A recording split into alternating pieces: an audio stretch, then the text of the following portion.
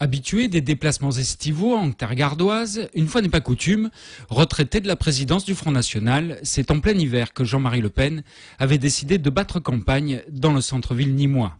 Si la direction du parti est revenue à sa fille, le combat, lui, reste le même. Le phénomène d'intercommunalité fait que maintenant, tous les qu'on peut appeler les petits maires de petites communes sont maintenant sous la coupe des grandes villes qui sont évidemment entre les mains des gens de la majorité ou de l'opposition parlementaire. Et par conséquent, ils n'ont plus la liberté de donner leur signature. Et il est paradoxal qu'un candidat qui est donné au-dessus de 20% dans les sondages ait beaucoup de mal à trouver les 500 signatures sur 38 000 maires, les 500 signatures qui sont nécessaires à la présentation. À ses côtés, devant 310 convives, Gilbert Collard, avocat aussi médiatique que marseillais. Il a profité de la venue de Jean-Marie Le Pen pour annoncer sa candidature aux législatives sur la deuxième circonscription du Gard, celle de Sommières-Aigues-Mortes.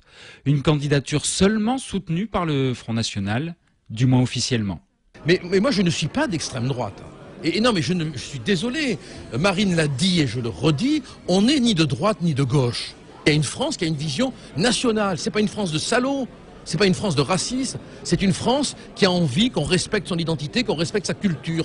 Nous, on est là, on n'est pas à droite, on n'est pas à gauche, on est du côté, quelles que soient ses origines, de cette France qui veut un peu de respect de son identité, un peu de protection, un peu de sécurité. Face à lui, entre autres, Étienne Mouru, maire du Grau-du-Roi, avec lequel les échanges s'annoncent intéressants.